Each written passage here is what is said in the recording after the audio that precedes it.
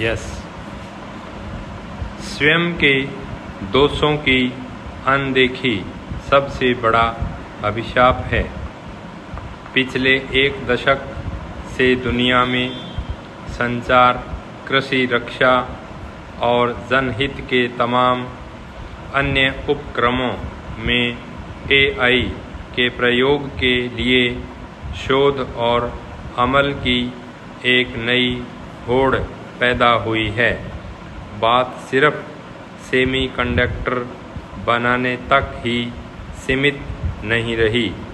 America, चीन सहित कई देश काफ़ी पहले से इसमें अग्रणी हैं, लेकिन आज होड़ इस बात को लेकर है कि सेमीकंडक्टर को कितने कम नैनोमीटर नोड्स तक बना सकते हैं, और इसके साथ ही AI का प्रयोग जीवन जीने में मददगार कितने पहलुओं में किया जा सकता है।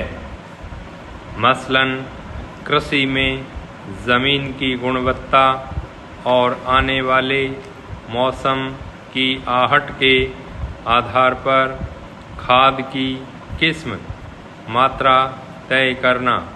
स्वास्थ्य के क्षेत्र में डायग्नोसिस से लेकर सर्जरी तक रोबोट का प्रयोग, बच्चे के मस्तिष्क का विश्लेषण कर उसकी शिक्षा और करियर का चुनाव आदि। भारत इसमें 10 साल पिछड़ तो गया है, लेकिन अब इस दौड़ में शामिल होने की कोशिश कर रहा है। प्रधानमंत्री ने सेमीकॉन इंडिया 2024 के उद्घाटन से संकेत दे दिया है कि भारत इस रेस को लेकर गंभीर है। लेकिन क्या AI को लेकर हमारी ऐसी ही सोच और सामर्थ्य बन पाई है? बीते 10 वर्षों में चीन ने भारत के मुकाबले 10 गुना पेटेंट्स रजिस्टर करने के लिए भेजे हैं। फिर क्या AI पर भारत से भेजे गए शोधों की गुणवत्ता वैश्विक स्तर की है? इन दिनों मेंटल हेल्थ की बड़ी चर्चा की जाती है। हम में से कई लोग आंतरिक रूप से मानसिक रोगी होते जा रहे हैं। पहले जिन लोगों को मानसिक रोग होता था, उनके लिए एक अलग किस्म की चिकित्सा होती थी, जैसे मंदिर ले जाना, पर्यटन कराना, चित्रकारी, गीत संगीत, जादूगरी, पुस्तकालयों में ले जाना आदि। एक और चिकित्सा पद्धति थी जिसमें अगर व्यक्ति मानसिक रूप से विक्षिप्त होने लगता था तो उसके सपनों का अध्ययन किया जाता था। इसका अध्ययन करने वाले कई जानकार हैं, पर यदि आपको कोई जानकार ना मिले तो आप स्वयं प्रयास करिए। यदि ऐसा लगे कि आप मानसिक रोगी हो रहे हैं तो सबसे पहले अपने सपनों का अध्ययन करिए।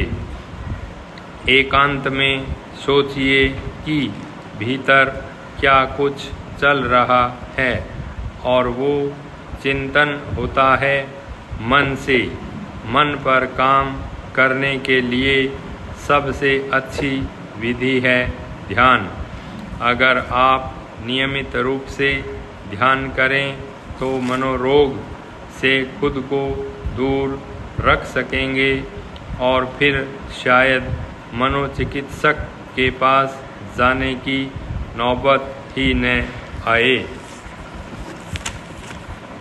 महाराष्ट्र चुनाव दिवाली के बाद तक टाल दिए गए हैं।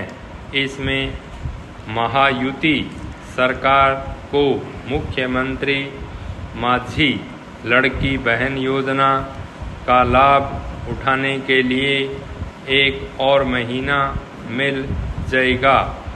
3 दलों के महायुति गठबंधन का मानना है कि यह योजना चुनावी खेल में बड़ा बदलाव ला सकती है। वहीं विपक्षी गठबंधन का कहना है कि यह भारत के सबसे धनी राज्य में आसन्न हार का सामना कर रही एकनाथ शिंदे सरकार का एक हताशा भरा कदम है। दोनों ही सही हैं। लड़की बहन योजना के तहत 21 से 65 वर्ष आयु तक की उन महिलाओं के खाते में हर महीने 1500 रुपये भेजे जाते हैं जिनकी पारिवारिक आय सालाना 2.5 लाख रुपए से कम है। योजना को खास तौर पर ग्रामीण महाराष्ट्र में ज़बरदस्त प्रतिक्रिया मिली है।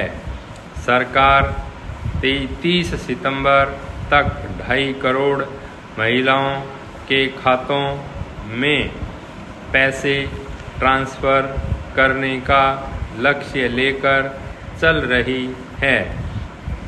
9 सितंबर तक 2 करोड़ से ज़्यादा महिलाओं के आवेदन पहले ही स्वीकृत हो चुके हैं।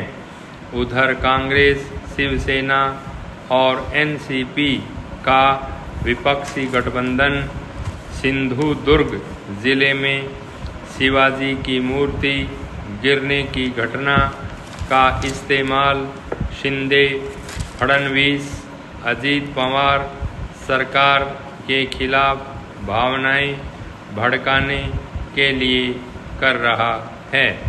उनका कहना है कि लड़की बहन योजना एक रिश्वत है जिसे खाने पीने की चीज़ों की महंगाई से जूझ रही महाराष्ट्र की महिलाएं नहीं स्वीकारेंगी।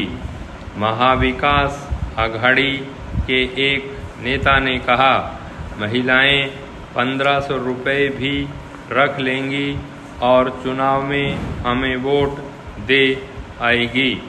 महायुति सरकार इस मुश्किल स्थिति के लिए खुद को ही दोषी ठहरा सकती है। तीनों गठबंधन सहयोगी आपस में लड़ते रहते हैं।